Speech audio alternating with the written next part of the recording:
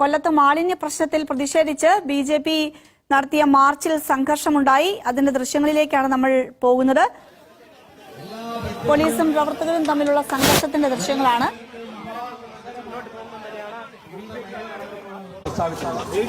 കൊല്ലം കോർപ്പറേഷനിലേക്ക് BJP നടത്തിയ മാർച്ചിലാണ് സംഘർഷമുണ്ടായത്.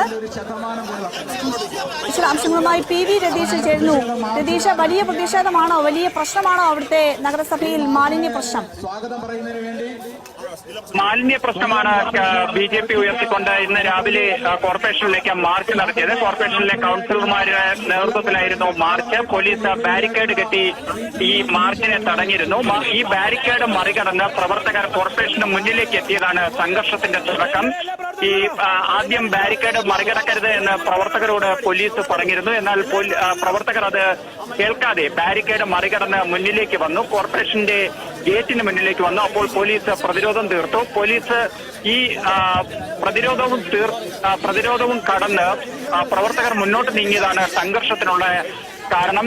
BJP പ്രവർത്തകരെ അടക്കം മർദ്ദിച്ചുവെന്നും ബലം പ്രയോഗിച്ചുവെന്നും ഇവർ ആരോപിച്ചു. പി വി രാജേഷാണ്, മുൻ തിരുവനന്തപുരം ജില്ലാ പ്രസിഡന്റായ പി വി രാജേഷാണ് ഈ മാർച്ച് ഉദ്ഘാടനം ചെയ്തത്. മാർച്ച് ഉദ്ഘാടനം ചെയ്തതിനു ശേഷം ഇപ്പോൾ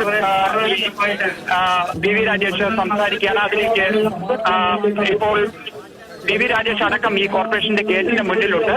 പ്രവർത്തകരും സംഭടിച്ചിട്ടുണ്ട്. പോലീസും രണ്ട് വശത്തായിട്ട് നിൽക്കുന്നുണ്ട്.